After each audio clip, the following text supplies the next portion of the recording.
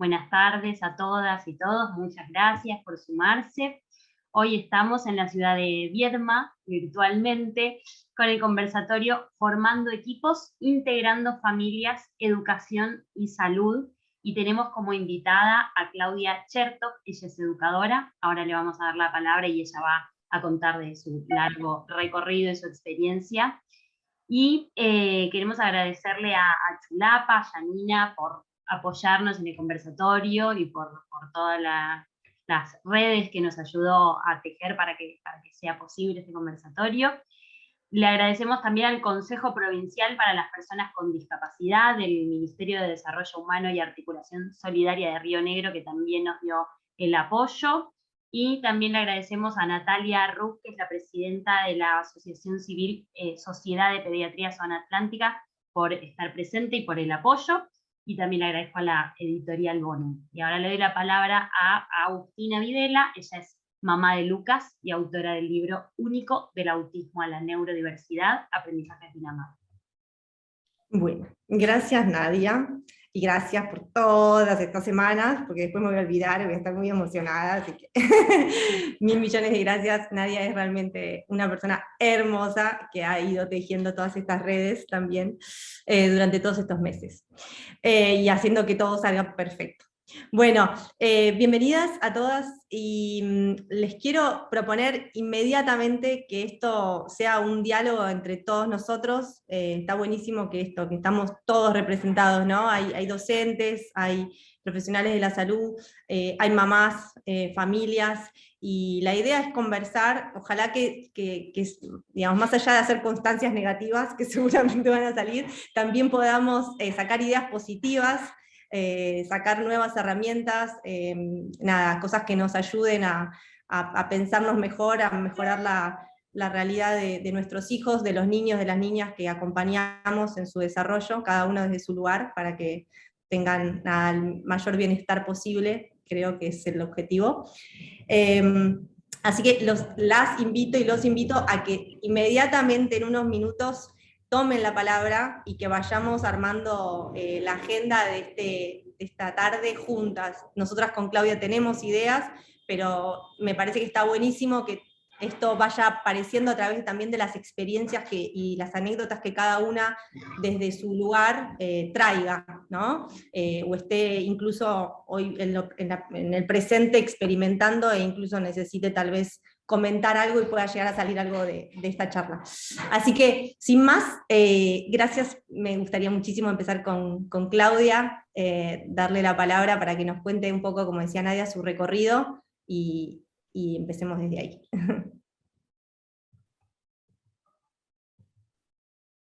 Estás muteada todavía, Clau.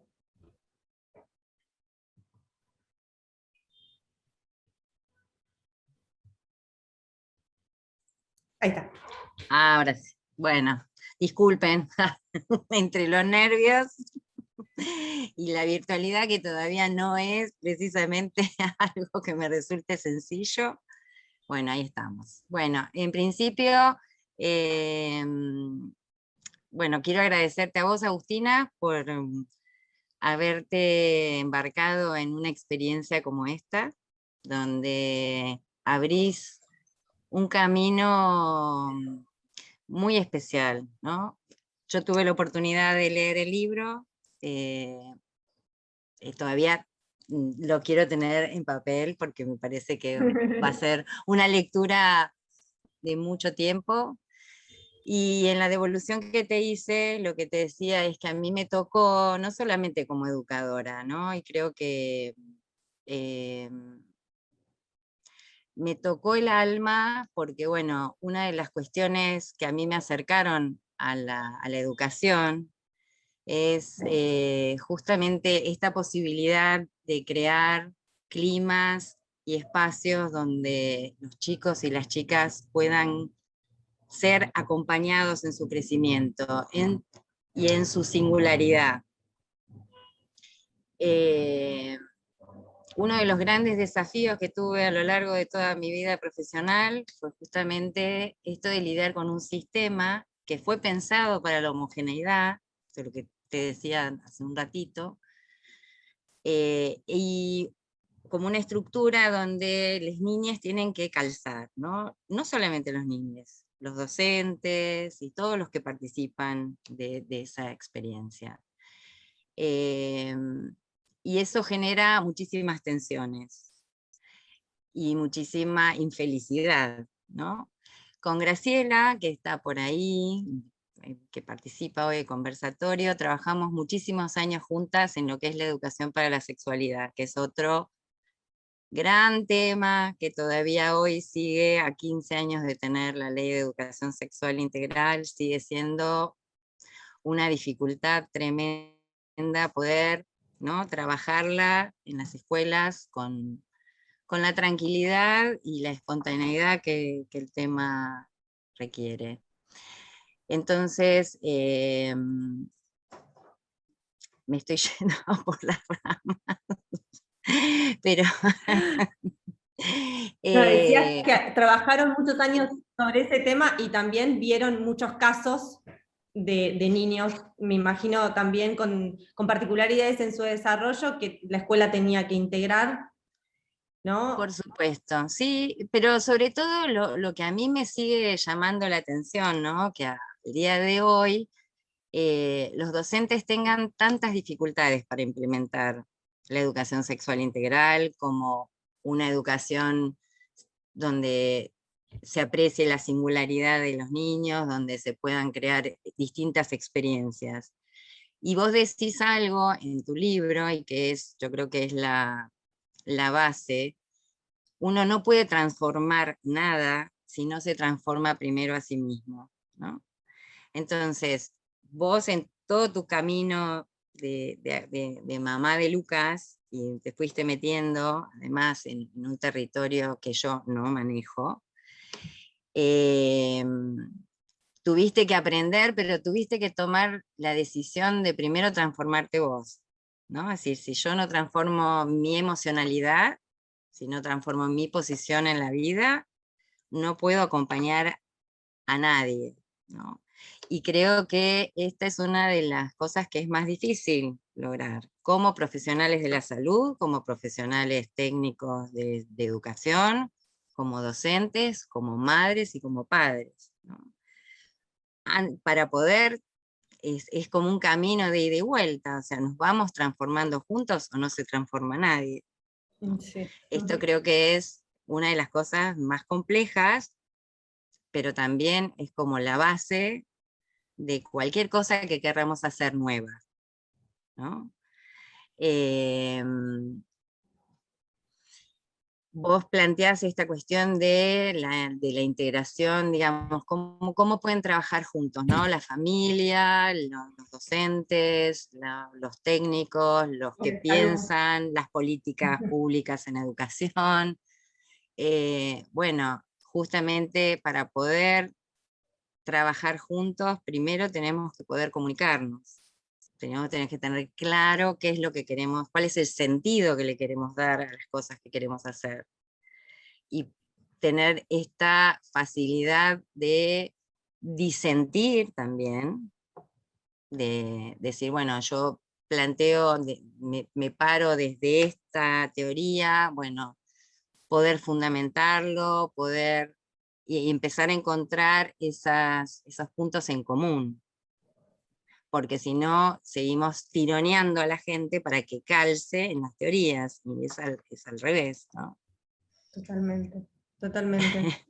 Y sí, yo estaba pensando, bueno, me gustaría también preguntarle a Natalia, ¿no? Porque vos sabés que la verdad que me parece, bueno, gracias, muchísimas gracias por estar acá, y me parece que es este primer diálogo, ¿no?, que siempre tienen las familias con el pediatra, ¿no?, que muchas veces se saltea, porque en general este tipo de conversaciones entra directamente como la idea del neurólogo, de todo el equipo ya como específico, ¿no?, y el pediatra en realidad es el primer contacto de una mamá que tiene una duda, o bueno, digamos.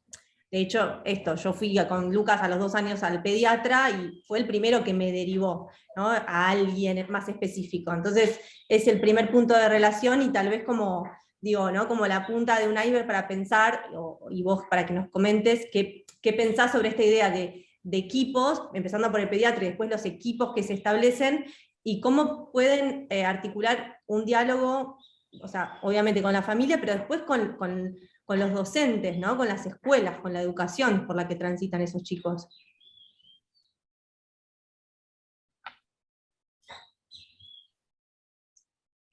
Bueno, como pediatra, primero creo que tenemos muy poca formación, tanto en la carrera como en las residencias, en cuanto a desarrollo infantil. Yo hice una residencia completa de pediatría y después hice una residencia completa de neonatología, y en ninguna de las dos tuve formación en cuanto a desarrollo infantil, ¿sí?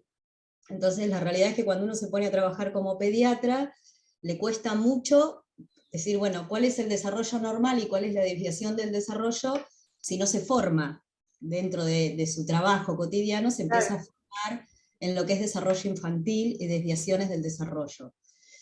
Entonces, el primer paso ahí, como pediatra, que a mí, que llevo 20 años, me costó mucho, primero porque encontrar con quién trabajar estas cuestiones, ¿sí?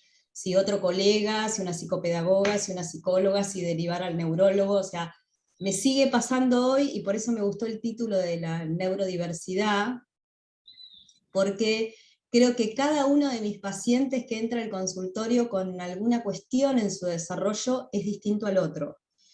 Entonces, con todos, por lo menos en mi forma de trabajar, con todos hago cosas diferentes, inicio derivaciones diferentes, inicio estrategias diferentes y trabajo con todas familias diferentes.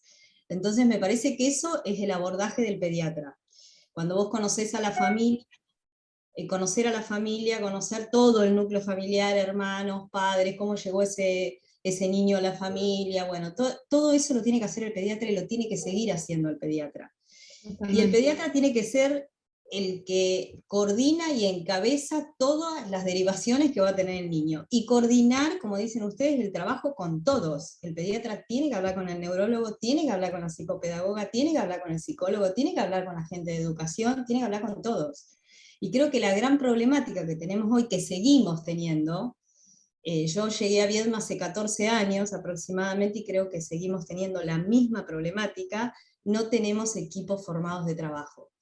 Y no sé cuánta gente tenemos que en su especialidad, en lo que hace, se forme en neurodesarrollo. Entonces, sigue siendo una problemática.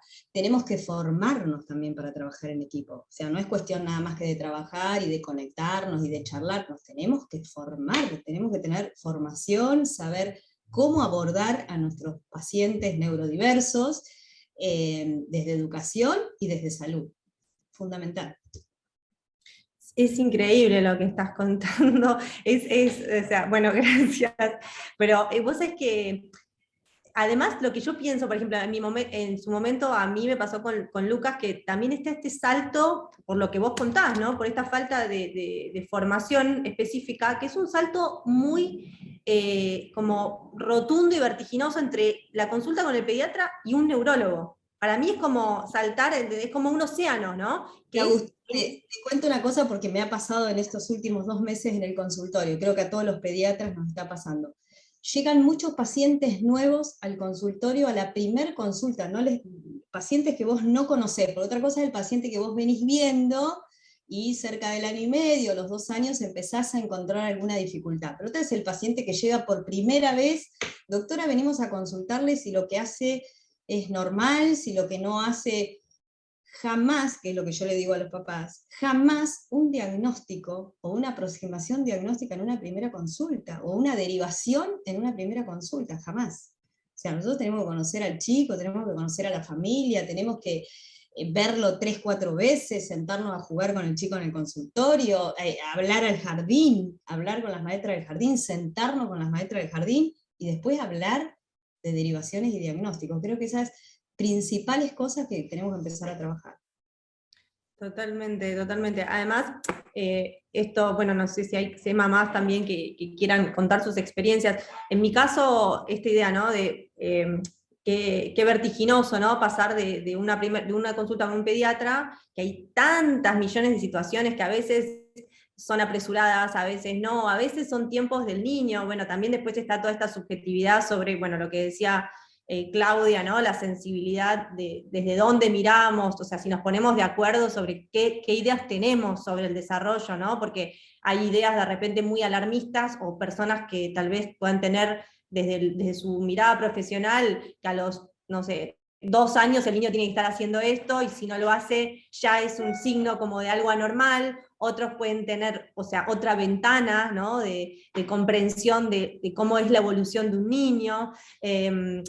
Y después a mí me pasó que es como, bueno, te derivo a un neurólogo, y el neurólogo es, o sea, yo me acuerdo, a mí me pasó todo esto con teniendo, bueno, separándome, empezando a separarme, y con un segundo hijo de 3 meses, ¿no?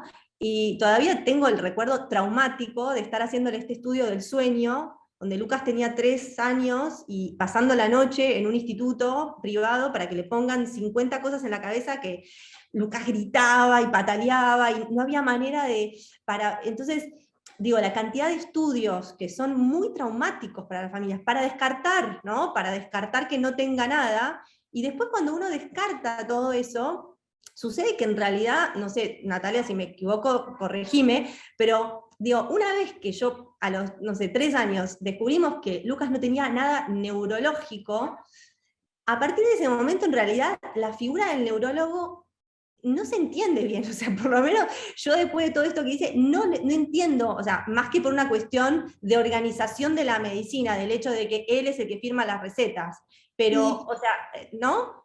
Vos Porque sabés, no, Agustina, que una de sí. las cosas que es llamativa es que educación sigue pidiendo, los equipos que intervienen en educación siguen pidiéndole al pediatra, porque me pasa a mí en el consultorio, no sé, el resto de los pediatras que están en el conversatorio, la evaluación neurológica, como el primer paso para seguir adelante.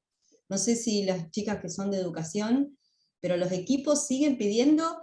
Yo he tenido pacientes que vienen con el pedido de que educación pide que vayan al neurólogo, que es una gran discusión, ¿no?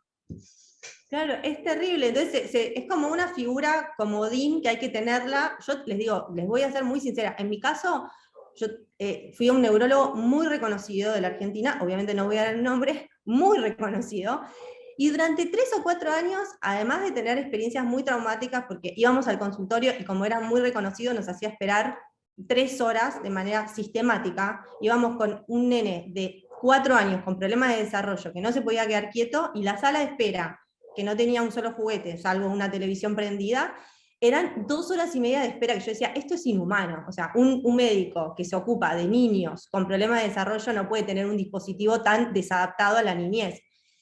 Y en un momento me cansé tanto de como esa falta de respeto, y cuando yo veía que era una cuestión de ir a buscar recetas, porque es él el que hace las recetas.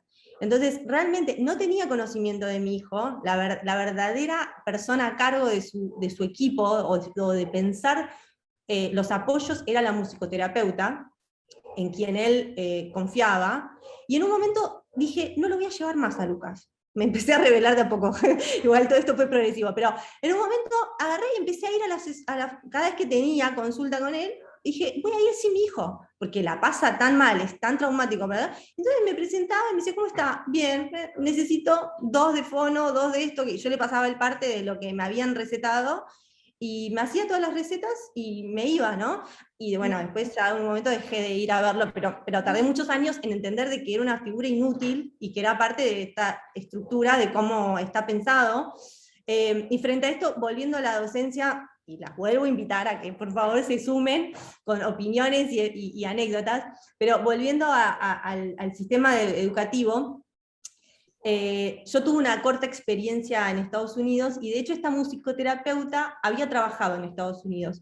Y es interesante, porque acá, mira, acá mando una bomba, pero ella me decía, en Estados Unidos, que no es ejemplo de nada, o sea, está todo mal también, pero en Estados Unidos muchas veces todos los apoyos y estas, las, digamos, recomendaciones de terapias son dadas desde la escuela, ¿no? Era como un sistema distinto, y esta idea de que el neurólogo no era necesario, y pienso, ¿no?, en esta idea de articular equipos y de dónde salen las necesidades, ¿no? Y cómo se atienden las necesidades. Entonces, a veces las necesidades están pensadas desde un lugar como de salud, Y sin embargo, hay muchas necesidades que en realidad tienen que ver con la estructura educativa, y esto que hablaba, me parece, que vos que decías, Claudia, de una educación homogénea, ¿no? Donde el niño está pensado para que haga también, digo, por un lado desde el desarrollo tiene que evolucionar de una cierta manera para que sea normal, pero después entra en el sistema educativo, que no sé si pueden estar en desacuerdo con lo que digo, díganme, pero que en realidad el planteo de cómo continúa el desarrollo de ese niño está en realidad, digamos, establecido por nuestro sistema educativo, no por una cuestión de salud. Digo, que el chico lea a los 6, por ejemplo, no es una cuestión de Claudia y Graciela, las dos están para hablar. Sí, me cayó.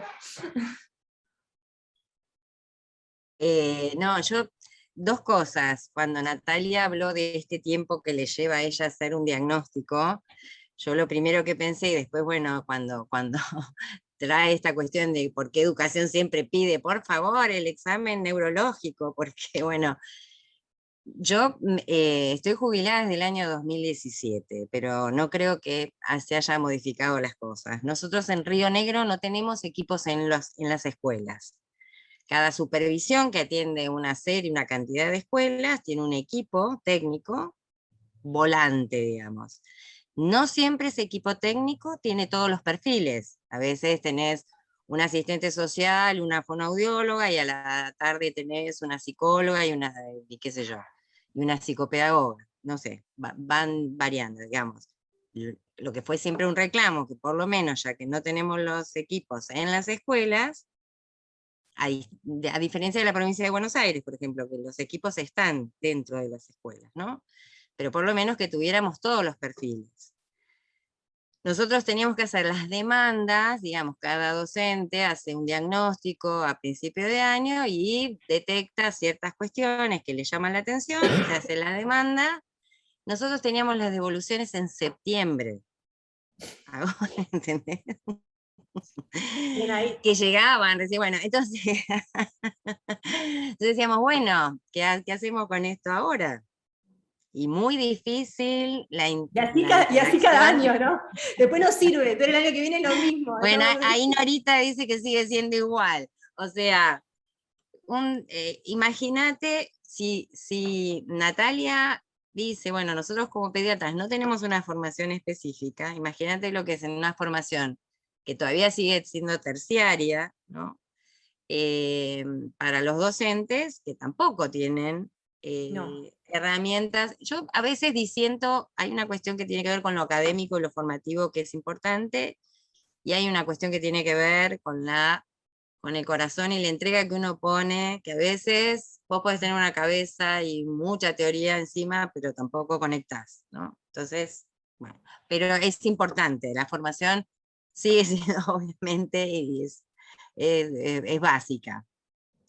Entonces, ¿qué hace un docente, digamos, que tiene esta formación, digamos, relativa, que tal vez ha hecho muchos cursos, pero desperdigados, que, bueno, con un grupo que, por eso digo, una cuestión que se trabajó muchísimo son las adaptaciones curriculares. Vos decís, bueno, la exigencia, inclusive ahora se cambió, no se exige que un niño aprenda a leer y escribir en primer grado, bueno, digamos, se entendió como unidad pedagógica al primer y segundo grado, para darle como distintos, se sabe que cada uno tiene ritmos y tiempos distintos. Pero las adaptaciones curriculares exigen, ¿no? Esto que el maestro Iglesias ya lo dijo en su escuelita rural allá lejos, en el siglo pasado, que él hacía los guiones pedagógicos, ¿no? Y tenía un multigrado y así trabajaba, ¿no? Pero bueno, esa formación, lamentablemente, y nosotros en la provincia de Río Negro el proyecto de integración está desde el año 90. O sea, imagínate los años que hemos tenido para poder. Es más, acá se hizo un postítulo que yo hice en necesidades educativas especiales de 5 años con el Instituto de Formación Docente de San Antonio Este, que fue muy interesante, pero bueno, para poder bajar eso a la realidad y a o sea, las demandas, la escuela tiene un ritmo, ¿no?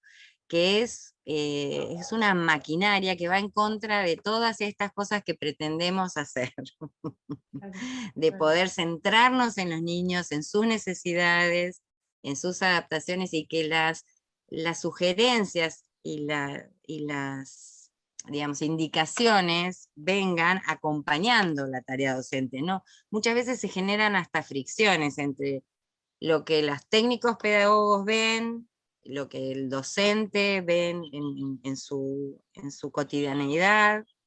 Entonces, bueno, es un tema. montón de campanas. Es Majo un tiene temazo. Sí. Majo tiene la mano, Majo A quería ver, hablar. dale. Bueno, hola, me da un poco de nervios hablar.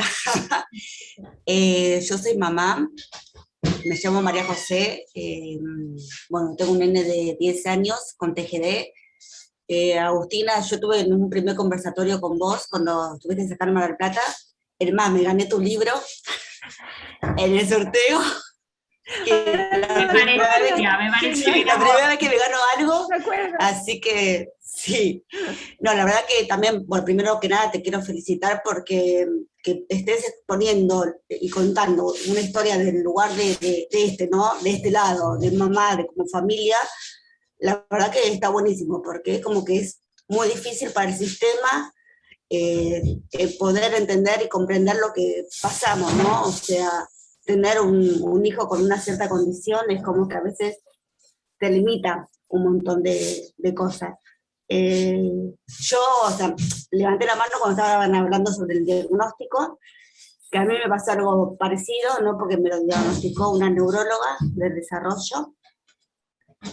También, primero pasó por un pediatra, porque al año y 5 meses no caminaba, entonces pasó para el pediatra me dijo que lo vea una terapeuta ocupacional, pero no como nada, para que lo vea nomás.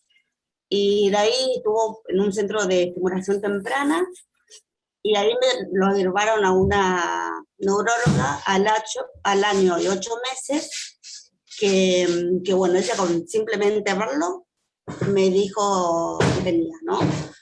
Y imaginé, o sea, cuando me dijo la palabra, o sea, me dijo tiene TGD dentro del espectro del autismo, yo me quedé como, claro, o sea, era la primera vez en mi vida que me nombraban así, y uno como que te asusta, ¿viste? Al principio. Es como que te imaginás el autismo de antes, ¿viste? Como que, no sé, o sea, ahora es como que yo a partir de que mi hijo tiene esto, ¿no? Esta condición, es como que empecé a ver todo y todos desde otro punto de vista también, ¿viste? Que hay muchas formas, o sea, muchos niveles, más leves, más severos. Y Agus ahora tiene 10 años, me costó todo este proceso porque para que me autoricen el tratamiento, no me lo autorizaban.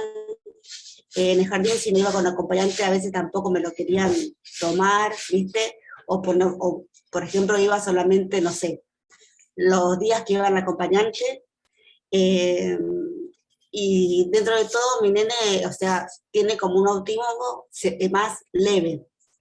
No tiene tanto problema de aprendizaje y eso. Ahora está en 4º grado, dentro de todo, bastante bien, va con la acompañante todos los días y está con el proyecto de integración, ¿no es cierto? El año pasado, en plena pandemia, el equipo interdisciplinario que me lo atendía me lo dejó de un día para el otro. Así que yo me quedé como diciendo, pero por lo menos, o sea, después de 4 años de haber estado con él, un cierre con el nene, o sea, yo como mamá es como que le tuve que decir, o sea, por lo menos de último, si no lo pueden ver en forma presencial, hagan una videollamada, algo, porque también el nene genera un cierto vínculo con el terapeuta. Así que eso para mí, yo estoy sola con él, tengo la ayuda de mi mamá, y ahora mi papá también, pero si no, estoy sola con mi hijo para todos lados. Aparte de siempre en colectivo, viajando, con las terapias, era más lo que tardábamos en colectivo que lo que estaba en la sesión. Como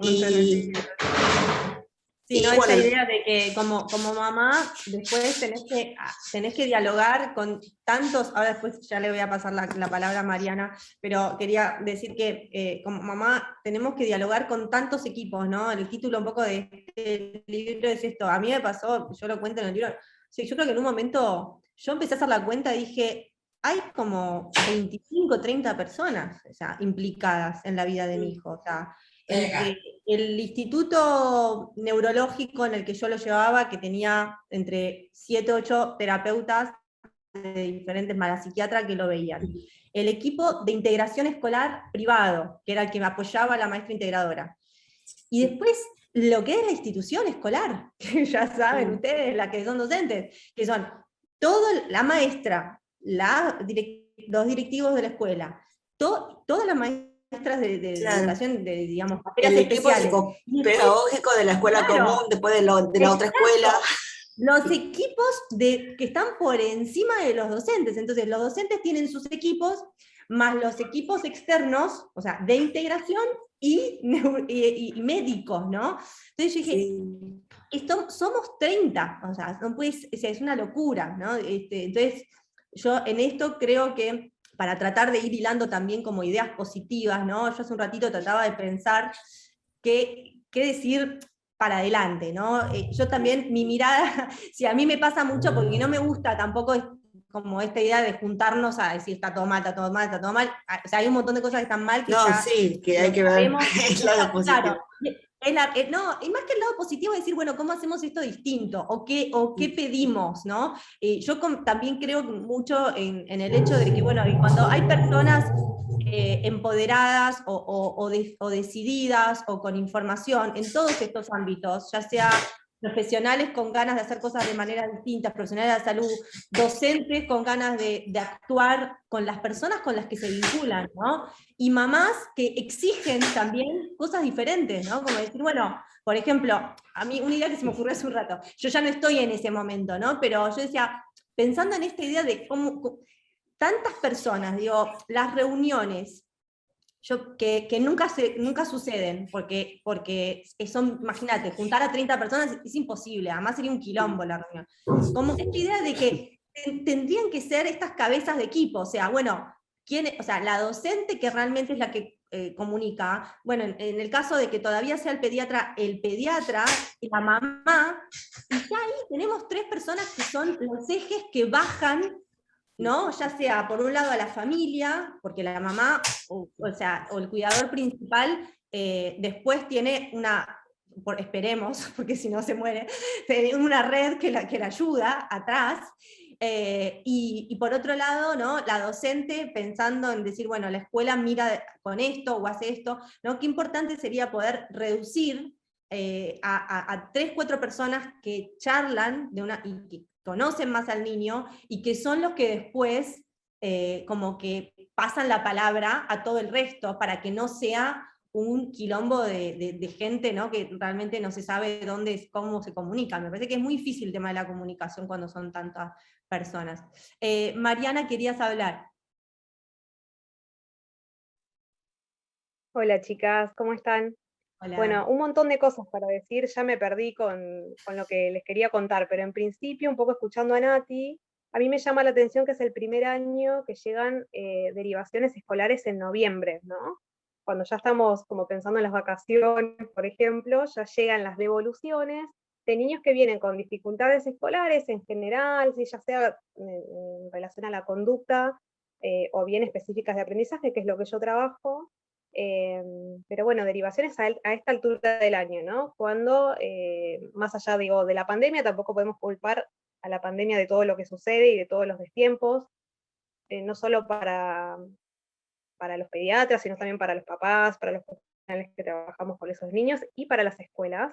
Realmente se pierde el año. Nosotros en noviembre, como equipos que laburamos con esas familias, no llegamos con los tiempos, y vos, Claudia, sabrás de esto, a sugerir, por ejemplo, una inclusión, ¿sí? Porque en octubre se terminan los plazos, entonces estamos a las corridas buscando que realmente, por favor, esta familia que quizás no tiene los medios económicos pueda viajar a ver al neurólogo, que justo es el de Bahía Blanca, porque no puede ser otra persona, porque bueno, también hay recursos acá, pero bueno, entiendo que hay ciertas preferencias, entonces las familias tienen que lidiar sin un certificado aún de discapacidad que pueda cubrirle los costos con todas las evaluaciones, con el diagnóstico que la escuela lo pide, no entiendo para qué, porque a veces no alcanza que yo como COPEO, por ejemplo, haga la evaluación de sus funciones cognitivas en relación a cómo está funcionando ese niño en términos de aprendizaje, y después derive con una colega, por ejemplo, Agustina Vivas, que es quien hace el programa de neurodesarrollo o complementa la parte que yo hago, sino que además de ese diagnóstico presuntivo al que arribamos en conjunto muchas veces con los pediatras, no basta, y tiene que viajar a Bahía Blanca para que esté certificado, digamos, ese título que hay que ponerle para que le den más estímulos, como esa integradora y este tipo de cuestiones que son propias de nuestro sistema educativo, ¿no? Por otro lado, y esto con cierto enojo, digamos, en relación a la formación que tenemos los psicopedagogos también, y me matarán quizás algunos colegas, pero bueno, eso yo creo que lo tengo que decir. Tenemos una formación desde el psicoanálisis, ¿sí? Y no todo es psicoanálisis, el psicoanálisis no basta. Entré trabajando con muchas personas con discapacidad, niños y adultos, haciendo aguas en los tratamientos, porque no sabía ni para dónde salir corriendo con los diagnósticos, y eso tiene que ver con la formación permanente. Yo entiendo que las universidades tienen sus propias ideologías o tendencias, pero los profesionales nos tenemos que seguir formando. Esto me llevó todos estos años de estudiar, de supervisar los casos, de tratar de encontrar un equipo, que recién este año, después de 5 años de recibida, lo logré, de hacer las derivaciones pertinentes, y si necesitamos derivar a Fono, que la Fono lo reciba, y que no sea el año próximo, ¿no? Y bueno, realmente faltan recursos humanos. Nosotros tenemos lista de espera, no pasó jamás en la vida que tengamos lista de espera para el año próximo, ¿sí? Y creo que muchas veces se dilatan los tratamientos, la familia da vueltas, entonces, bueno, siempre le falta un papel, y esto creo que tiene que operativizarse y poder ser más sencillo para ellos, ¿sí? No solamente por el costo que les genera a nivel económico, sino también a nivel energético, tener que lidiar con todo esto, ¿no? Bueno, eso para compartirles, a ver cómo lo... Es un montón, sí. Yo, bueno, primero, nada, porque también salió en el chat, a ver quién decía, Mariel, que puso ni hablar para tramitar el CUT. Sí, esto, ¿no? Esto es terrible, y lo digo porque yo terminé pensándolo de esta manera, ¿no? Para mí tiene que haber como 2 carriles de pensamiento, como mamá, ¿no? Es como que uno tiene que navegar 2 realidades paralelas. Una es la realidad de la filosofía, digamos, y de la mirada que uno quiera poner profunda sobre el niño. Y en esto hay un montón para charlar, sobre cómo entendemos toda esta idea de qué es normal, qué no es normal, qué hay que hacer, cómo acompañar el desarrollo, cómo cada uno esto evoluciona, ¿no? Y ahí entra también esta ventana de la neurodiversidad, ¿no? O sea, ¿qué entendemos en el presente por normal? ¿Qué entendíamos hace 50 años? ¿Y qué vamos a entender dentro de 50 años? Y la otra ventana, y la otra realidad paralela, es esta que decía Mariana, o sea, de que también, como hay que certificar que nuestro hijo es discapacitado, para poder pensar en llevarlo a una fonoaudióloga, entonces, ¿qué pasa? Hay una resistencia emocional de cualquier familia frente a esa idea, ¿no? Y hay una dificultad, y hay toda una cosa a atravesar, y además cuando se atraviesa, lamentablemente, también nos influye en nuestra mirada de nuestros hijos, porque, entonces, digo, para mí, como mamá, a lo que yo llegué como conclusión, que es lo que trato de, me parece como consejo a otra mamá, que la pienso como una amiga, que le digo, ¿qué le diría? O sea, esto es práctico, o sea, es un papel que necesitas para que económicamente esto no tenga un costo, nada más. O sea, hay que pensarlo desde ahí y no como una realidad, o sea, no como que hay algo como que hay que generar una aceptación de que tu hijo es discapacitado y por eso necesita un apoyo. Me parece que la idea de que un chico necesite un apoyo con fonoaudiológico o de cualquier terapia, todos necesitamos apoyo eventualmente en algún momento de nuestra vida, y esto, como decía Natalia, también hay tantos factores, o sea, estamos hablando de niños tan pequeños que encasillarlos, obviamente, en diagnósticos es peligroso, Pero ¿qué pasa? Lamentablemente tenemos, a mí me pasó, y también esto como medio una intimidad, ¿no? Pero no, cuando hicimos el conversatorio en Neuquén, que fue como en la primera parte, tuvimos el apoyo de una de las asociaciones de familias, y bueno, y hablábamos de esta realidad, no está tan lejos, ¿no? Y entonces decía, no, pero acá estamos tratando de que el diagnóstico sea cada vez más temprano. A los 2 años de edad tienen que tener un diagnóstico. Entonces, no sé, Natalia, si vos lo percibís, pero está esto que decías, de esta presión también hacia los médicos, de que diagnostiquen cada vez más temprano, porque es la manera de las familias de tener apoyos. Entonces se genera toda una especie de montaña, ¿no? Yo creo que eso va orientado a que el pediatra vea que hay una dificultad, pero no a que haga un diagnóstico, certifique un diagnóstico, ¿sí? Por lo menos a mí en mi experiencia me pasa que cada vez menos hablo de diagnósticos. Cada vez menos hablo de diagnóstico y cada vez menos, no, una cosa que por ahí quedó hoy y por ahí no me gustó cómo se cerró, el neurólogo no deja de ser importante en muchos casos, pero no como la cabeza que dirige todos los tratamientos. Yo creo que el neurólogo tiene que estar, porque por ahí queda como que el neurólogo pasó a ser, incluso los neurólogos que hacen neurodesarrollo, porque hay neurólogos que hacen específicamente neurodesarrollo. Entonces el neurólogo es muy importante, pero por ahí no es la cabeza del equipo. Parece que por ahí entre el pediatra y el maestro, o el psicopedagogo, esos deben ser las cabezas y las direcciones de los tratamientos, o de las terapias que el chico necesite, que nunca van a ser este igual a este, igual a aquel, igual, no. Y vamos a arrancar con todos por caminos diferentes. Eso me parece que es fundamental. Y después esto de que el pediatra, cuando hablamos de esto del diagnóstico, que no llegue un chico a los 3 o 4 años, o como dice Mariana, tarde en el año, a pedir una devolución de una evaluación, que no llegue tarde, pero que tampoco sea un diagnóstico. Un chico de 2 años no lo podemos encasillar en un diagnóstico. Claro, lo que pasa es que la contradicción social o del sistema es que... El sistema. Pero claro, lo que pasa es que, sí. A ver, no sé del resto de los pediatras que están, si puede compartir su experiencia, yo ya lo hablo con la familia, se lo digo a la familia, le digo, mira, ¿sabés qué vamos a hacer? Nosotros le vamos a poner esto, porque vos necesitas el certificado de discapacidad. ¿Por qué? Por esto, por esto, por esto, por aquello. Esto no es el diagnóstico. Yo lo hablo con la familia. Porque eso es buenísimo.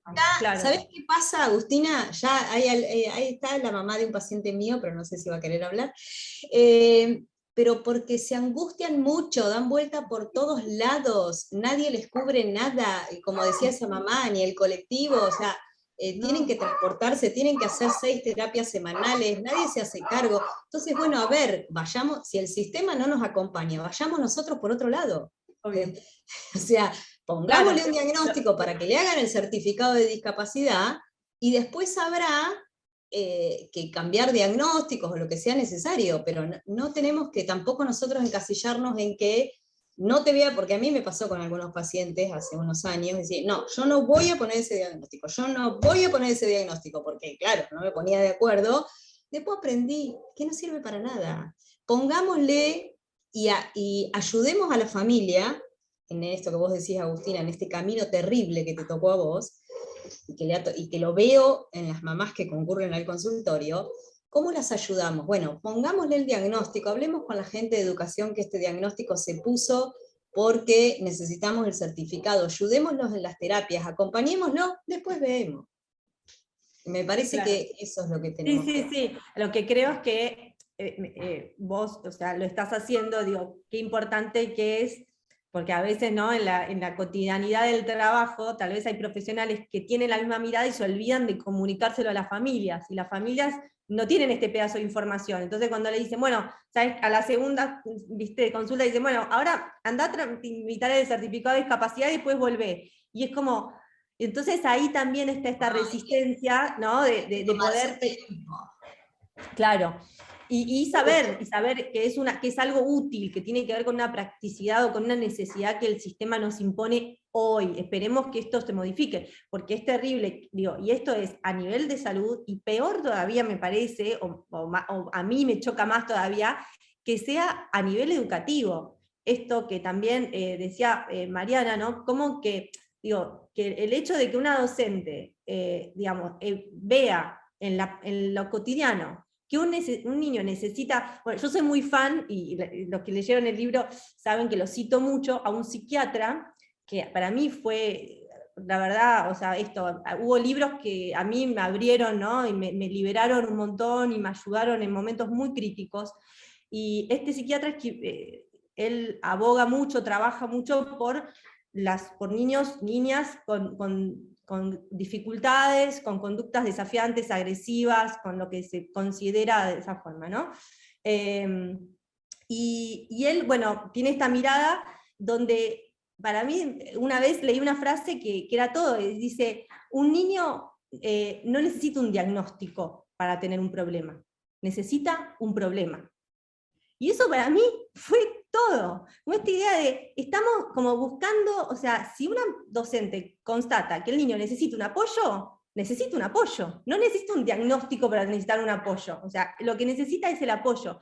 Y es ahí donde se genera como una gran bola de nieve, digo, que a veces nos lleva mucho más tiempo, como queriendo, pero bueno, entiendo que tiene que ver con esto, con el sistema, pero a veces el sistema nos termina enmarañando en algo que terminamos nosotros creyendo y nos termina complejizando, ¿no? Esta idea de, bueno, necesita apoyo en la lectoescritura, necesita apoyo hay que definir ya cómo se nombra esto, dentro de qué entra, ¿no? Esto ya entra en una cuestión donde estamos limitando y muchas veces, nada, me parece que más de que ayudar, dificultar la tarea, ¿no? A mí me pasa que a veces las mamás mismas vienen y dicen, Natalia, tenés que poner esto, punto, coma, esto y esto, porque si no, no me lo cubren. Y a mí me da una bronca, pero se los pongo, porque las ayudo. Claro, claro. Es así de corto.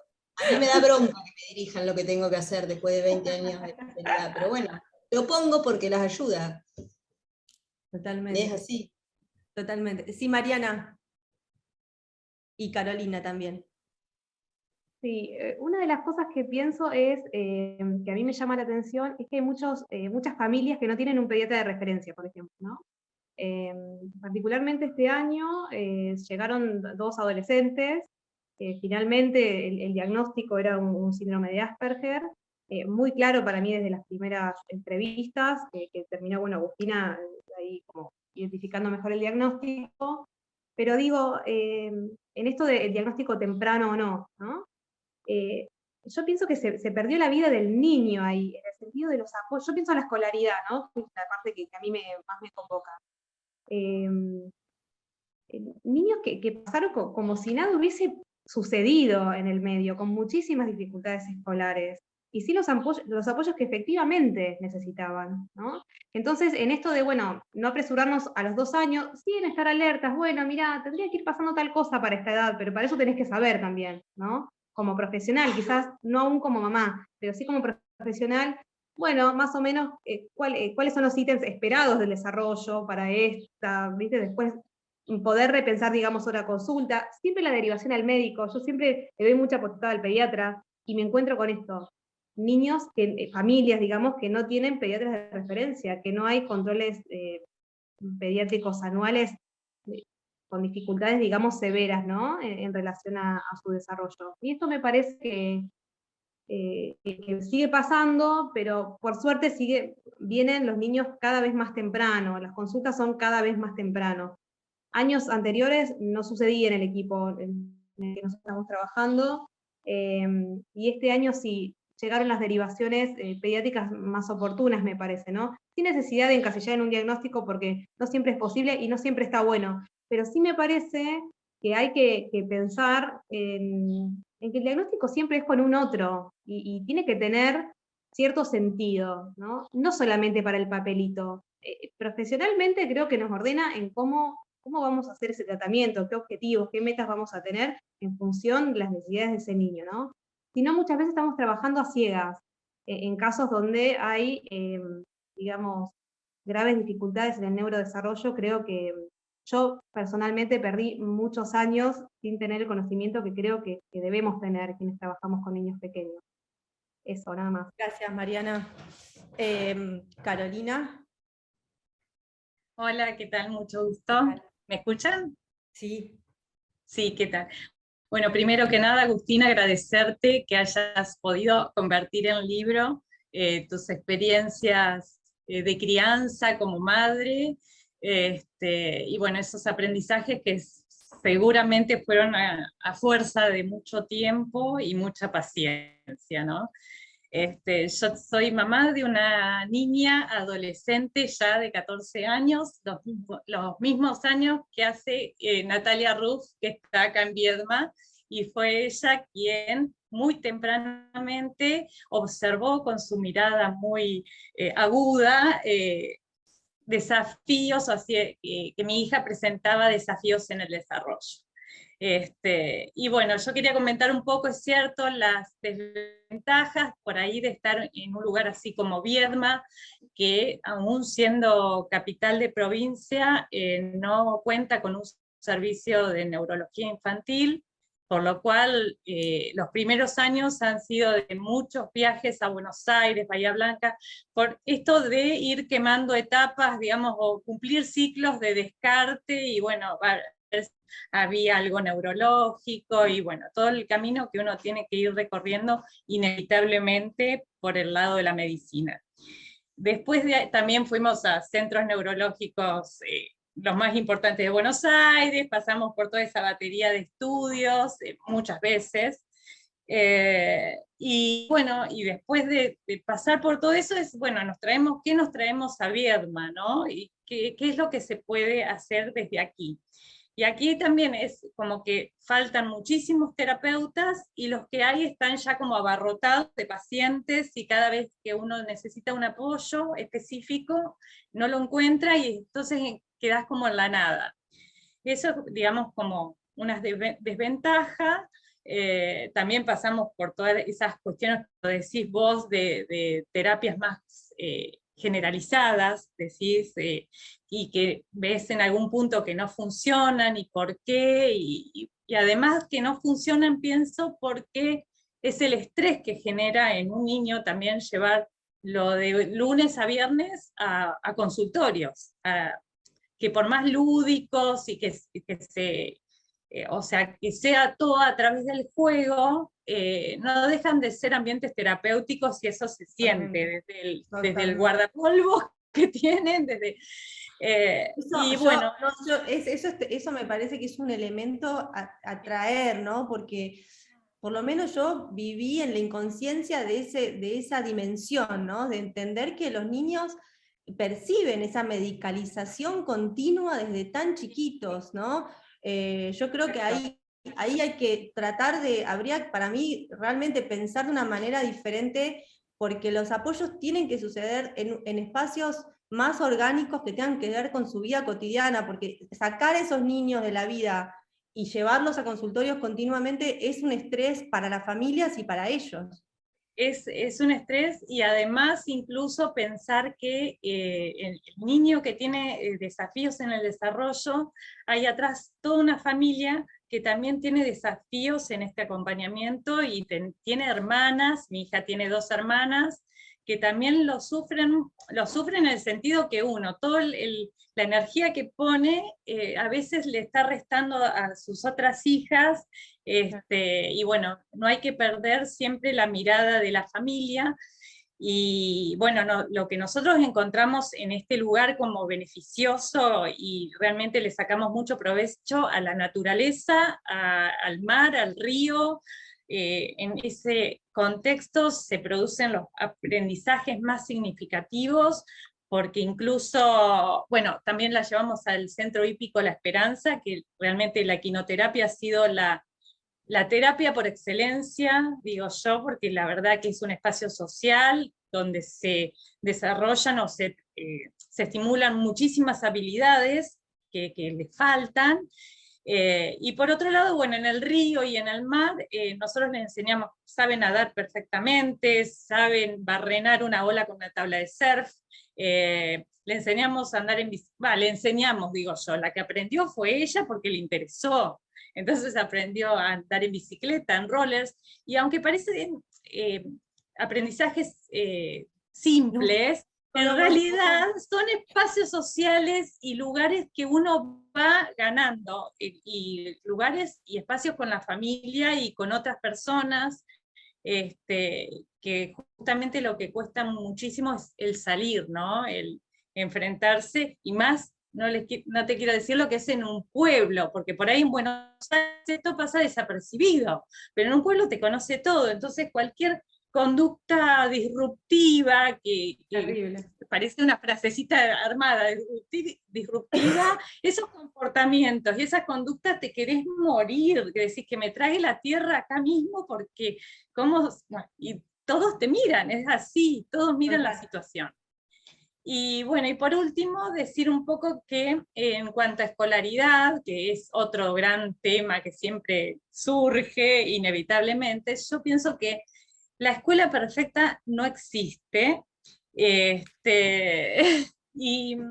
en esto hay como que siempre estar en esa cuestión de búsqueda constante, y no existe, yo digo, y más con los chicos con trastornos y problemas en el procesamiento sensorial, porque aunque tengan la escuela una matrícula de 20, 25 chicos, que es poca, para ellos es muchos estímulos sonoros, visuales, es mucha información que no logran procesar. Entonces, bueno, siempre hay que estar atento a, digamos, a ver qué escuela puede llegarse a aproximar o a cobijar mejor a nuestros hijos. Y como experiencia que tuvimos nosotros durante un tiempo y que fue bárbara, fue, como decía Claudia Chertok, una escuelita rural que encontramos, que fue así como una perlita en lo que es acá la comarca Viedma, Patagones. Encontramos una escuela rural que por sugerencia de una supervisora de nivel primario, y ahí hizo de 2º a 5º grado. Cuando entró Carmela, mi hija, a esta escuela eran 5 chicos nada más. Así que, y un espacio multigrado, y bueno, durante esos años la verdad fue una escolarización, una educación, la verdad, lo más inclusivo que encontré acá en Viedma. Eso. Bueno, gracias Carolina por contarnos todo eso. Sí, yo creo, bueno, 2 cosas pienso de un poco de todo lo que decías. Para mí, yo cada vez soy más radical, para mí todo, no, pero me hace gracia, para mí todo el trabajo debería enfocarse en nosotros los adultos que acompañamos. Digamos. Yo hoy por hoy pienso, si creo que todas las horas que el sistema nos otorga de terapias, yo las enfocaría completamente en las personas que acompañamos a ese niño, en capacitarnos a nosotros, ¿no? Porque me parece que el trabajo, esto de 1 hora, 2 horas, de 40 minutos por semana con un niño llevándolo, me parece, yo, digamos, pensando de una manera como muy pragmática, como somos las madres y las mujeres en general, de tipo de, ok, hagamos lo mejor de esto, yo si las tuviera que reinvertir, las reposicionaría y diría, yo las invierto, o sea, en la mamá, que está 18 horas por día con el niño, en la hermana, en el tío, en la abuela, en la docente, que está todos los días con ese niño. Me parece que nosotros somos los que realmente, y además somos las personas que podemos, estas personas que vos empoderás fuertemente para estos niños, que necesitan recorridos diferentes, para empezar, ¿no? Después vemos, pero además, digo, más allá de todos los apoyos que le demos, creo que también es importante esto, empezar a entender que, como a mí me costó, nos cuesta a todos, ¿no? Pero esto de que, tal vez, como decía Carolina, bueno, repensar cuál es el mejor espacio para mi hijo. Tal vez no es la escuela que yo imaginé, y cada uno tiene una imaginación distinta, ¿no? Tal vez era, qué sé yo, por ejemplo, empecé, miren, yo tengo un recorrido amplio, empecé salita de 2 en un jardín de infantes de Palermo, con inglés, que digamos, toda la expectativa de la situación es que a los 3 años ya tenían doble idioma, a los 3. Y a los 2 años y medio, la directora de la escuela me dijo, me parece que este no es el espacio para vos, primero que nada, porque no tenían inclusión, pero digo, desde esa expectativa, imagínate cuántas familias, ¿no?, tienen ya pensado qué escolaridad les gustaría para sus hijos. Y tal vez realmente no es la escolaridad, más allá de cualquier diagnóstico, más allá de pensar, no es la escolaridad que tolera ese niño. hay niños que pueden ir una doble jornada y hay otros que no la toleran, y hay niños que pueden estar con 35 chicos alrededor, y hay otros que necesitan espacios más reducidos. Entonces, ya para empezar, si uno está más a la escucha de estas adaptaciones, que son muchas, que a veces no es una terapia puntual, son modificaciones en la manera integral de acompañar esa crianza, ¿no? Yo creo que eso, por eso digo que para mí la mayor transformación tiene que ser en los paradigmas que esa mamá, ese papá tienen sobre ese niño cuando empezamos a ver que hay desafíos. Porque ahí ya tenemos que ampliar la mirada y salir de nuestra idea de lo que iba a ser la vida de ese chico, para decir, bueno, no, es otra. Yo pasé de eso, le voy contando, pero lo voy a hacer corto, de eso a un jardín artístico, de eso a una escuela primaria pública con integración, hasta 4º grado, que me terminé metiendo adentro, lo cuento en el libro, hice todo, casi que generé una revolución, di clases de meditación y yoga adentro, hicimos muchas cosas buenísimas, pasaron muchas cosas, pero terminó entrando un equipo que intentó que se quedara, pero ya la docente no lo toleraba, el sistema no lo toleraba, y lo entiendo, y terminó siendo derivado de la educación especial.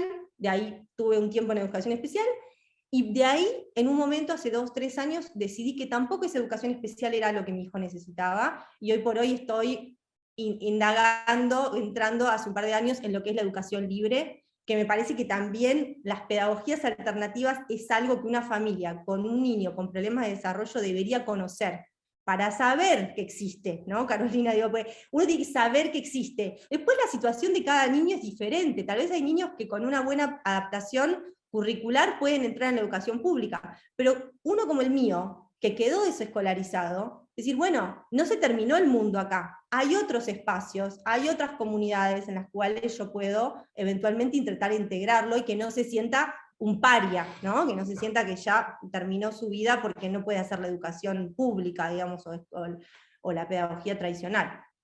Natalia, vos querías hablar, me parece, ¿o no? No, que... Ay, te muteaste de vuelta. Ahí sí. Que también pasa esto que decimos de la escuela, no solamente cuando hablamos de niños con dificultades en el desarrollo, te pasa a vos como familia, o sea, ¿cuáles son las expectativas que uno tiene como madres de la escuela? A mí me pasa que muchas veces charlando con amigas o con colegas, me dicen, ¿por qué vos a los tuyos no los mandás a tal escuela con doble horario y bilingüe? Porque espero otra cosa de la escuela, son mis expectativas como mamá. Y también pasa que en la misma familia, esto lo digo más como pediatra por verlo en el consultorio, la misma familia, sus hijos los manda a escuelas diferentes, porque los chicos son diferentes y se adaptan diferentes en distintas escuelas. Entonces eso también lo tenemos que ver los adultos, esto de encasillar a los chicos y creer que, bueno, las expectativas nuestras son que vaya a esta escuela, que vaya tantas horas, que haga esto, que haga... Y también nos va mal. Totalmente, totalmente.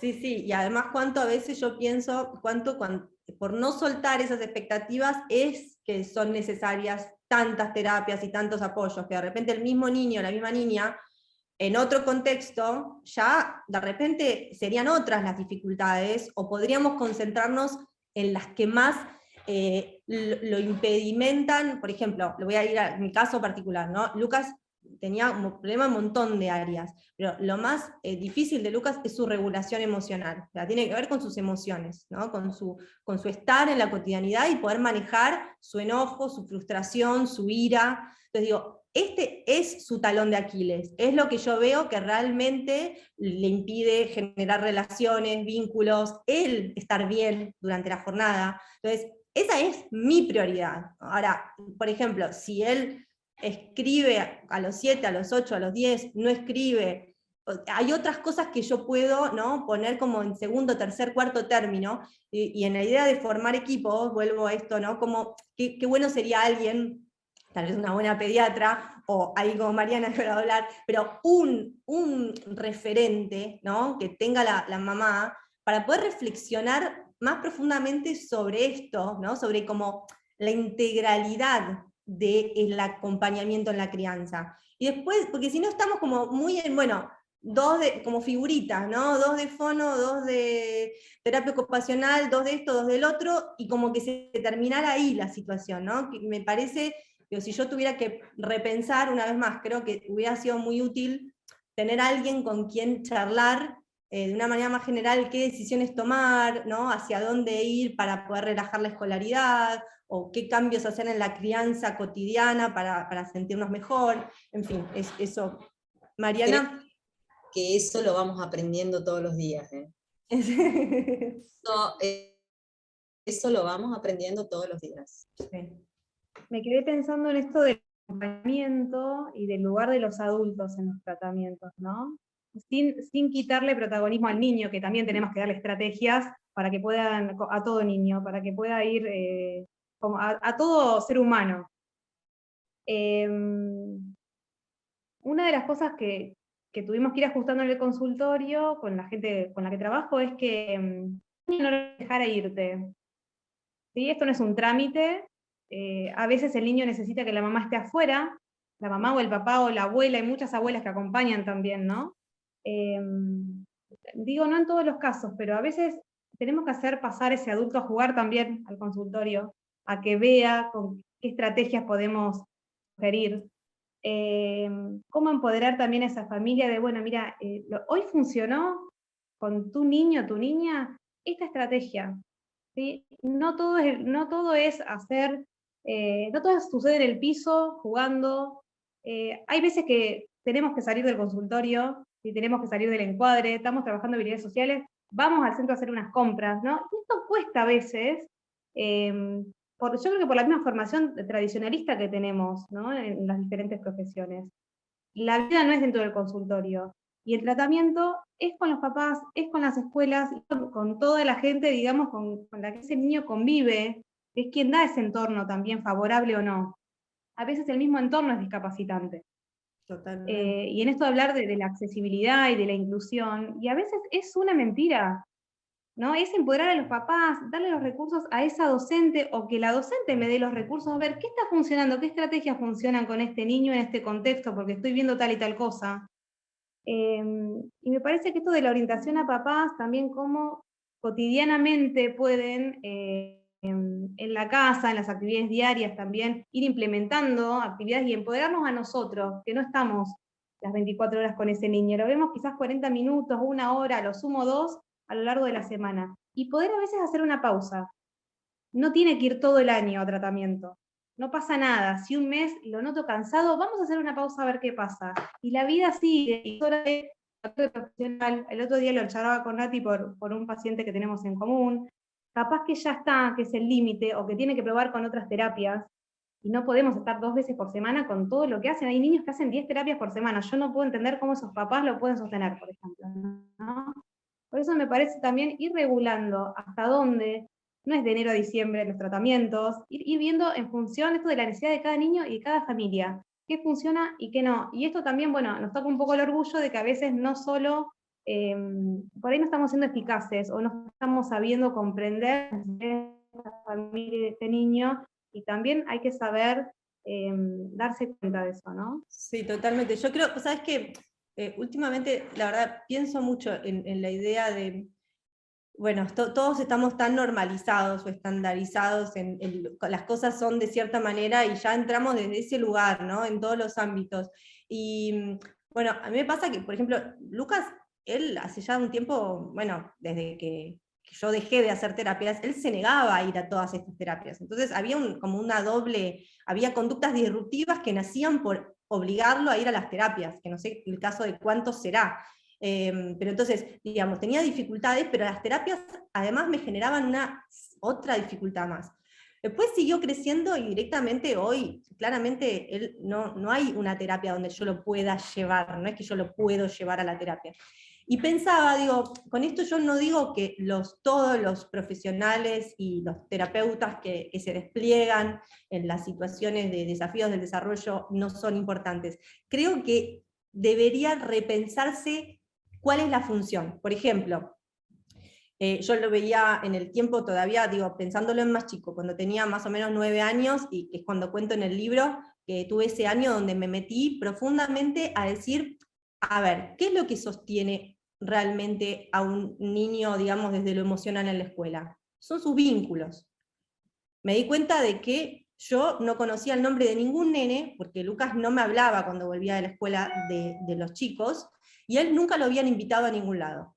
Y durante todo ese año, como cuento en el libro, mi objetivo principal fue generar un grupo humano, que él se sintiera parte y que lo entendieran y que él se sintiera integrado, de verdad, digamos, profundamente, no integrado en el aula, sino que sea amigo de los chicos y que los chicos lo sientan su amigo. Digo, esto requirió mucha reflexión, tiempo, enfoque, que podría estar claramente dirigido por los terapeutas que tienen a cargo ese niño. El enfoque de decir, a ver, ¿con quién lo vinculo? ¿Qué niño en la escuela tiene afinidad con los dinosaurios? ¿Cómo puedo armar una tarde de juego con la nena del otro grado? Como, todo esto son cosas que parecen básicas, pero que llevan mucho trabajo y tiempo. Generar encuentros de, bueno, me imagino que tal vez en Viedma, espero, díganme por favor, que todavía es más fácil. Acá en Buenos Aires, o sea, esto, que inviten a alguien a jugar, cada vez se convierte en un lujo mayor,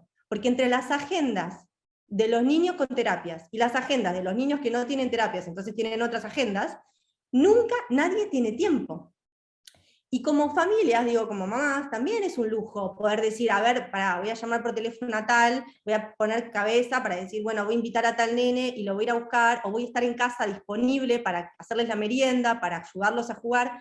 Y yo digo, mi cambio de enfoque no es no hacer nada, pero a veces es hacer cosas mucho más orgánicas con la vida del niño, mucho más de otro tiempo, naturales, que vos dirías, bueno, esto es normal. Bueno, esta normalidad se perdió, ¿no? El decir, bueno, ¿cómo hago para revincular, para que realmente haya una comunidad? Y lo mismo pienso con los vecinos, y bueno, contaba Carolina, ¿no? Con la dificultad de la sociedad, entonces digo, bueno, ¿cómo hacemos para, por ejemplo, alivianar la carga de una familia que siente que va a un restaurante y que si el chico hace un quilombo y se pone a gritar, se siente, o sea, señalada por todo el pueblo? ¿Cómo hacemos para que el pueblo entienda que no es caprichoso, ni es culpa de la mamá, que no lo educa bien, sino que tiene una dificultad emocional porque le cuesta regular sus emociones? Tal vez hay que ir y hablar con el dueño del restaurante que queda cerca para que esa familia cada tanto pueda ir a comer a algún lado y no se sienta así. Entonces, estas estrategias que son como más creativas, pero que yo creo que se necesita un equipo para hacerlas, para ponerlas en práctica, no es que salen de la nada, ¿no? Entonces tal vez, bueno, nada, podemos pensar como cosas así diferentes que pueden ayudar en cada caso. No sé, Claudia. Sí, creo que en el pueblo es más fácil. Que generar estas estrategias, decir. Generar esas estrategias me parece que es más fácil, a pesar de lo que dice Caro de esa situación. El hecho de que los chicos se junten en las casas, de hecho los míos ya rajaron hoy, los dos, viernes a la tarde, es más fácil, y bueno, una de las estrategias, y creo que ha tenido su efecto, es los fuegos artificiales en las fiestas. Teniendo en cuenta lo sensorial, ha tenido su efecto, y son pequeñas cositas que podemos ir haciendo. Que se van ganando, de comprensión totalmente. Igual me imagino que esto, ¿no? Por ejemplo, la idea de lograr una tarde de juegos, como decía Mariana, a veces con la estructura también de las terapias, no es algo que se piensa. A mí me pasó que todo este año, a principio de año ya, yo en este momento, Lucas no tiene terapias, no está escolarizado, y yo había como generado tiempos, ¿no? Con diferentes como acompañantes terapéuticos que vienen a casa, 3 distintos a lo largo de la semana, para que estén con él. Lu tiene 14, y ya me empezó a decir, yo no quiero estar con alguien que venga a acompañarme, ¿no? O sea, entonces traté de pensar, bueno, ¿cuál era el rol de ese acompañante? ¿Qué podía hacer? Y me di cuenta que una vez más, o sea, él lo que realmente le interesa es estar con pares. Entonces dije, bueno, charlé con los acompañantes, dije, bueno, ustedes, ya que además tengo la dificultad de que además ahora está adolescente, así que no sería yo la persona que necesariamente quiere que esté al lado, ¿por qué no ustedes, digamos, lo que hacen es mediar este espacio donde haya pares? Entonces me ocupo y trato de que un día a la semana vienen dos amigos, otro día vienen dos nenas, que obviamente es un montón de gestión lograr que vengan, mira la cara de Carolina, qué hacen a pesar de que Lucas tal vez un rato no tenga ganas de estar con ellos, y qué hago en mi casa para que ellos se sientan bien y tengan ganas de venir a jugar. Entonces, como que cambié el rol para que el acompañante no esté con él de manera uno a uno, sino que sea un mediador de un espacio donde haya otros pares. Y lo que le interesa a Lucas es cuando viene alguien a jugar, y ahí es donde sale. Y de repente, en esa interacción, sí necesito un adulto atento que medie, o que lo ayude en algún lugar, o que lo guíe, o que esté viendo cuál es su desafío para esa vinculación, pero no como solamente vincularse con esa persona que él en este momento, ya con su edad, y creo que hace mucho, percibe perfectamente que es una persona que está ahí porque le pagan para estar ahí, que está haciendo un trabajo, que no es su amigo de una manera genuina. Y esto es importante también para entender, ¿no? Que lo necesitan, sentir que tienen amigos genuinos, no terapeutas solamente. Clau, yo te quería dejar hablar a vos, antes decía de cómo vos lo veías desde, ¿no? Desde los docentes o desde la escuela, el poder articular estrategias diferentes o más creativas con las familias directamente. Tengo como una nube porque fue tan intensa este último tramo de la conversación.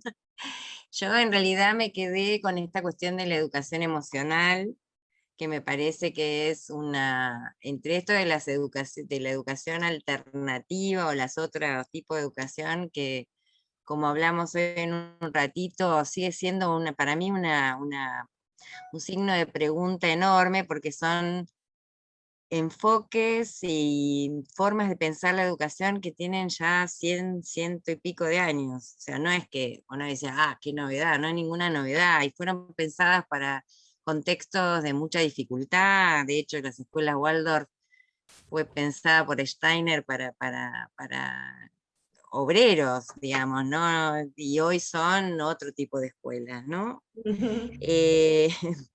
Y entonces y María Montessori lo mismo, ¿no? Digamos, todos fueron pensando justamente en situaciones bastante adversas y con niños que presentaban así dificultades en su desarrollo, y fueron pensando alternativas que todavía hoy la escuela común o el sistema común no puede tomar, no forma a los docentes en esas perspectivas, no genera esos espacios. Y es más, yo pensaba, vos decías, hoy el tema de las salidas, ¿no? Lo hablaba, Mariana en el consultorio, dice, bueno, capaz que con este niño tenemos que salir a comprar. En la escuela, hoy por hoy, vos no podés salir a la esquina si no hiciste un proyecto, si no tenés todo, está bien, hay cuestiones que tienen que ver con el seguro y con la bla, bla, bla. Pero habría cosas para cubrir, digamos, esas instancias sin que sea una burocracia infame, que es en el nivel primario, porque el nivel secundario tiene como más facilidad, no sé nivel inicial, pero bueno, hay toda una burocracia pensada que obstaculiza justamente si vos estás con el grupo y el grupo no quiere estar en el aula, ¿no? Eso no significa que el docente sea un vago que se va a regar los arbolitos para no dar clase. Que a veces hay cuestionamientos de las familias también en ese sentido. Porque bueno, estamos hablando, creo que también otra cosa que pensaba, yo trabajé 15 años en la escuela 200, que acá en Viedma es una escuela, digamos, de frontera, aunque está prácticamente dentro del ejido, digamos, está casi cerca del centro, pero en su simbolismo es una escuela de periferia, ¿no? Entonces, vos pensás cuánto más todas estas familias que estamos nombrando, de familias que tienen cierto acceso al capital cultural, que tienen acceso a poder pensar, que tienen cubiertos, digamos, algunas, eso no significa que no padezcan ni sufran, pero en situaciones de mayor desvalimiento, digamos, cultural y económico y social, estas instancias de poder pensar junto a los profesionales qué es lo mejor para tu hijo, no existe. Que poder ponerte a la par de un docente pensando juntos, qué educación quiero, yo quiero priorizar, esto que vos decías con una, que es tan genuino, es decir, bueno, yo necesito que él ahora más que aprender a leer, aprenda a poder vincularse lo más saludablemente posible, que es algo que además todos tenemos que aprender, porque es una de las cosas que más nos cuesta. Entonces, bueno, y yo hablé al principio de la educación sexual integral, porque además digamos, la educación sexual implica de por sí un trabajo con las emociones, con las cuestiones que más nos inquietan en la cuestión de nuestras vinculaciones. Y tampoco se toma. Entonces, si vos me decís qué hay que hacer, yo no sé, propondría un año sabático, que es más, no, lo pensé el año pasado cuando fue el tema de la pandemia, yo dije, ay, qué momento, qué oportunidad increíble tenemos para parar, esto que decíamos, a veces tenemos que parar y decir, darnos un tiempo, decir, ¿a dónde vamos con todo esto, no? Bueno, ¿por qué no? Fue una lástima perderse esos 2 meses en vez de estar así como acelerándose para ver cómo hacían para poner todos en la virtualidad, poder pensar, bueno, ¿cuál es nuestro propósito de estar en las escuelas hoy? ¿Qué infancias tenemos? ¿Qué demandas? ¿Qué cosas no estamos pudiendo responder? ¿Qué cosas queremos? ¿No? Proponer. Entonces vos decís, bueno, tener una actitud de protagonista, decir, no, ya no espero que me lluevan ni las recetas, ni las mágicas soluciones. ¿Qué tengo yo para ofrecer? ¿No? ¿Y qué me falta? Porque me doy cuenta que me falta formación, que me falta entendimiento, que me falta no sé qué. Bueno, y buscarlo y procurarlo. Totalmente. Ese parate me parece que sería una gran cosa para dejar de estar, bueno, como no se puede, pero por lo menos ir en esto, es decir, ir teniendo cada vez más protagonismo y poder pararse con mayor asertividad, como mamá, como papá, bueno, como docente, también los docentes tienen su mirada y bueno, que poder juntarse y pensar qué es lo mejor para ese niño, para ese grupo. Yo la escuchaba a Carolina y te leía a vos, ¿no? Esto, cosa que los niños, los hermanos de los niños que tienen tanto protagonismo y tanta demanda, muchas veces se quejan, y en los grupos de clase también pasa a veces lo mismo. Oh, siempre le estás dando, o sea, seño y yo para ¿no? Esta Sí. demanda también a veces se produce, eh, Claro, por eso yo qué sé digo, yo, para las mí parejas. debería haber un proyecto, ¿no? Con un chico integrado, qué interesante sería poder que el proyecto docente tenga que ver, por lo menos durante un tiempo, con esto, justamente, ¿no? Con Claro, el trabajo de todas estas diferencias y de esta diversidad. A mí me pasó que una de las cosas más hermosas fue trabajar con el grupo, cuando pude, que digo, agradezco infinitamente también esto, ¿no? Digo, yo rescato y me gustan las charlas que terminan en esto, más allá de que a nivel leyes y qué sé yo, no funciona. Bueno, yo estaba en una escuela pública en Belgrano donde toqué la puerta en la dirección y le dije, o sea, estoy aprendiendo a dar ahí, clases de mindfulness para niños y sí, bienvenida, me dijo la directora, y las maestras me iban cruzando por los pasillos y me decían, en mi grado también puedes venir los martes a las 3, y después de 3 meses estaba haciendo clases de mindfulness y de yoga en 6 grados, en 3 escuelas públicas, en un preescolar, en la escuela primaria al lado y en la tercera escuela. ¿Pero por qué? Porque esto que también decía Natalia hace un rato, o que hablamos, ¿no? Esto entre los trastornos y los no trastornos, digo, en general, de manera general, la necesidad de educación emocional es imperiosa, o sea, para todos nosotros. Entonces, totalmente. todos los niños tienen un grado de dificultad y de regulación, porque todos los adultos, nosotros,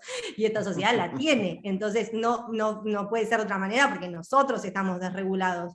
Entonces, primero que nada, digo, es importantísimo trabajar con el grupo para, yo creo que una de las cosas más profundas a modificar es la percepción de estos niños que son distintos. Yo lo empiezo a ver con Lu, llegando a la adolescencia, y esta idea de sentirse, yo no soy normal, ¿cómo me gustaría ser normal?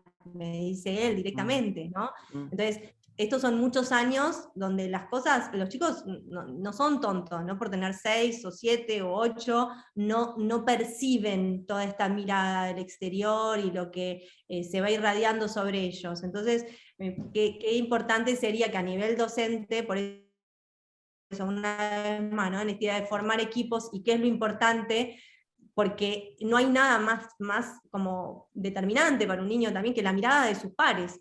Entonces, si podemos cambiar la percepción de sus compañeros de grado sobre cuál es la dificultad y cómo lo recibimos, cómo nos damos cuenta de que él no es diferente de nosotros, que tal vez tiene esta dificultad de una forma más intensa en este área, pero que nosotros tenemos otra en esta, nada, me parece que eso a veces hace una diferencia mucho mayor que un objetivo pedagógico puntual, ¿no? O un objetivo terapéutico puntual. Es algo más como general, pero importante.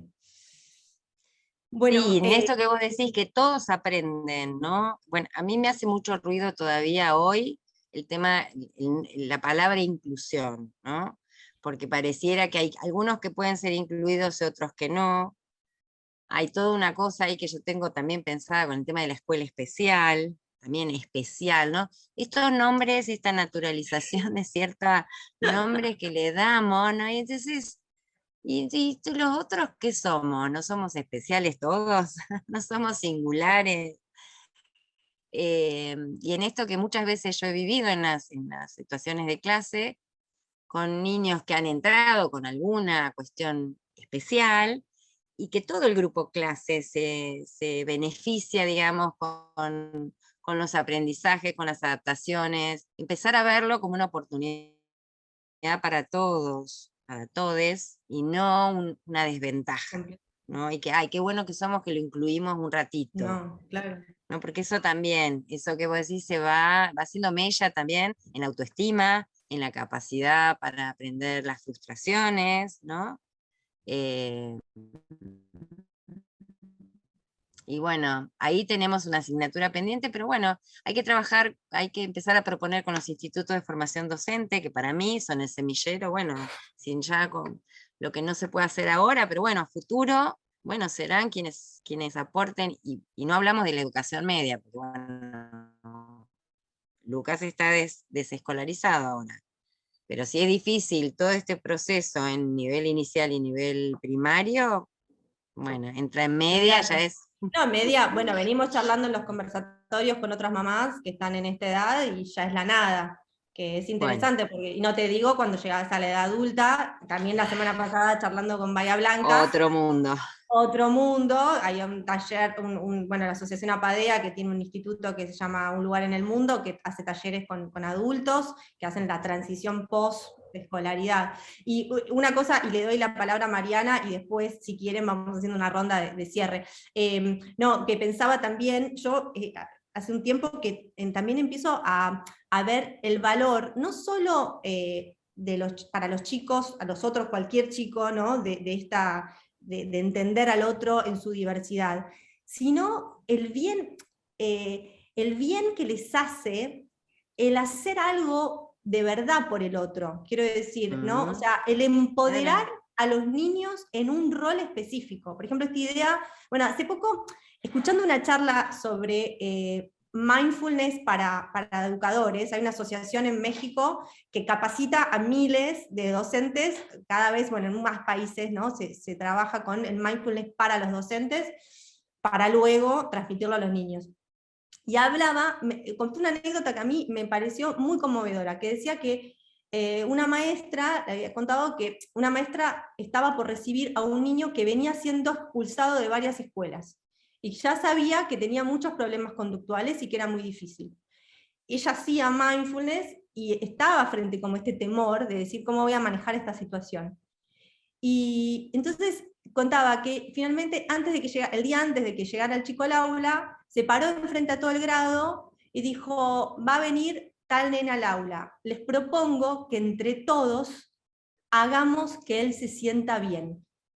Como esta es la tarea de todos nosotros, o sea, esta es nuestra tarea, que él se sienta realmente que está incluido, que todos nos hacemos como, bueno, ¿qué puedes hacer para hacerte amigo de esta persona? Si el autismo tiene que ver con dificultades por intereses restringidos, ¿no? Por ejemplo, bueno, a ver, ¿qué le gusta a este niño? Bueno, ¿quién puede aprender a compartir este interés? Luego está con el manga, pero en algún momento fue los Power Rangers. A veces es un elemento que realmente lo vincula, ¿no? Y finalmente, para el chico que está haciendo esto, seguro que le ayuda un montón en su autoestima, porque se siente útil, se siente importante para un otro. Entonces es un ida y vuelta muy beneficioso. Mariana, perdón. Ay, perdón, que estoy con el teléfono y no encuentro los botones. Ahí está. ¿Estoy silenciada? No. No, pensando en la inclusión, algo que a mí me genera como bastante urticaria cuando voy a las escuelas, es que la inclusión no es la maestra integradora al lado del pibe o la piba, ¿no? La verdadera inclusión sería que se dé una clase con los recursos que ese niño o niña necesita, con esas adecuaciones y adaptaciones, y que todos puedan aprender con esa modalidad algún día, ¿no? No es esto, porque eso no, digo, sigue estando el niño especial con su Mai al lado, para él, sin poder interactuar con el resto. Entonces, eso no es una inclusión, ¿no? Eso es un recurso que le ponen, y vos sabrás, Claudia, muy bien cómo es, 40 minutos, 1 o 2 estímulos por día o por semana, o con mucha suerte, pero hay mucha resistencia de las escuelas y parece como que vamos tipo espantapájaros cuando hacemos esta propuesta, como que es nivelar para abajo, ¿no? Dar por ahí una clase más adaptada a este niño para que se sienta mejor. Perdón, estoy con mi niño acá al lado. Por favor. Y qué va a pensar el resto, o el resto no va a aprender, ¿no? Entonces sigue estando por fuera ese niño, ¿no? En la escuela común, pero con su maestra integradora. Pasa que un gran desafío, para mí un gran desafío. Tan difíciles las familias, Mariana, también, ¿eh?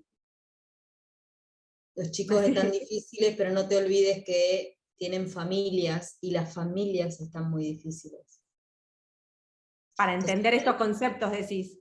Las familias van a plantear a las escuelas sí. Que van para abajo, y que las familias estamos viviendo, lo charlamos cuando nos juntamos con el resto de los pediatras, estamos viviendo una situación difícil, o sea, muchas situaciones difíciles con las familias.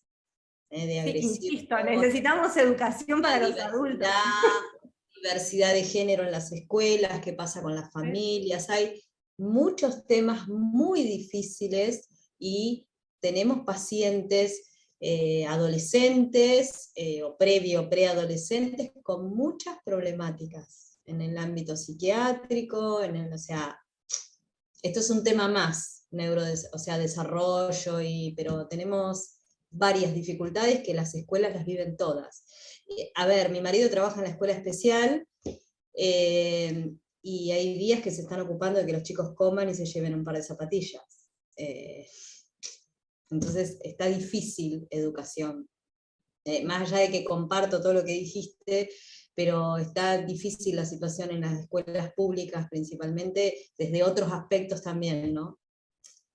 Sí, se necesita, me parece que se necesita mucha capacitación para los docentes, y también reenfoque para los padres sobre qué es la educación, ¿no? Esta idea, ¿no? Bueno, ¿qué es educar? O sea, educar no es llenar de números y de contenidos, y entender que el valor de tantos aprendizajes que no son del libro de texto, ¿no? Pero bueno, claro, eso realmente hay que generar. Trajo el cuaderno lleno de actividades. Sí, es terrible. Yo he estado en reuniones de padres, de reuniones de padres que en realidad son madres, en reuniones de madres que donde los papás, mamás, pero algún papá sobre todo, exigen que más tarea, ¿no? O sea, el tema de la tarea, de que se lleven tarea a la casa, es como súper importante, cuando digo, ya está comprobado que la tarea, o sea, no mejora nada, a estos chicos que ya tienen agendas no les da tiempo para jugar, bueno, etcétera, etcétera, pero está esta idea de que si no llevan tarea no están aprendiendo, como que hay que sufrir, en la escuela hay que seguir sufriendo mucho, porque si el chico no sufre, no estaría siendo eficaz. Bueno, hay mucho, pero cada uno desde su lugar me parece que eso es lo positivo también, cuando piensa algo distinto y puede traer alguna idea diferente, o relajar a alguien también en su mirada para que disfrute de otras cosas o que vea otras cosas, todo eso suma, es importante, hay ciertas frases o palabras que pueden hacer una gran diferencia.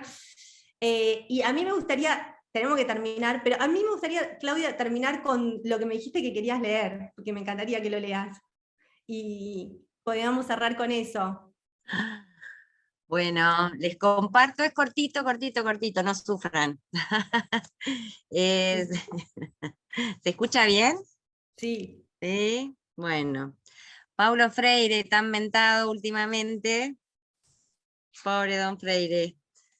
En este libro que es Cartas, bueno, no se ve, Cartas a quien pretende enseñar. Y dice, es dándome por completo a la vida y no a la muerte, lo que ciertamente no significa por un lado negar la muerte, ni por el otro lado mitificar la vida. Como me entrego con libertad a la alegría de vivir. Y es mi entrega a la alegría de vivir sin esconder la existencia de razones para la tristeza en esta vida, lo que me prepara para estimular y luchar por la alegría en la escuela. Es viviendo, no importa si con deslices o incoherencias, pero sí dispuesto a superarlos, la humildad, la amorosidad, la valentía, la tolerancia, la competencia, la capacidad de decidir, la seguridad, la ética, la justicia, la tensión entre la paciencia y la impaciencia, la parsimonia verbal. ¿Cómo contribuyo a crear la escuela alegre, a forjar la escuela feliz? La escuela que es aventura, que marcha, que no le tiene miedo al riesgo y que por eso mismo se niega a la inmovilidad. La escuela en la que se piensa, en la que se actúa, en la que se crea, en la que se habla, en la que se ama.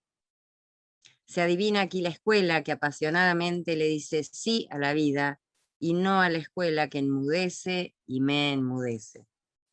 Muy linda, muchas gracias. Yo pondría, y así en la crianza. Por eso, la escuela como, ponele, planeta. Claro, la escuela como planeta. Cada uno, Sí, cada uno en su ámbito. sí, ¿no? Pero la alegría, me parece, la alegría en el vivir y en la cotidianidad es un elemento, digo, para mí sería el eje central, ¿no? Porque las familias que transitamos crianzas con desafíos a veces pueden ser muy difíciles en lo cotidiano, y cómo cultivar esa alegría y ese poder disfrutar de las pequeñas cosas es toda la diferencia, ¿no? En la vida de cada uno de nosotros, así que tenemos que poner el eje ahí. Yo quiero agradecer muchísimo a Janina, que trabajó un montón para que esto sea posible. Estuvo ahí silenciosa todo el encuentro. Jani, ¿querés decir algo?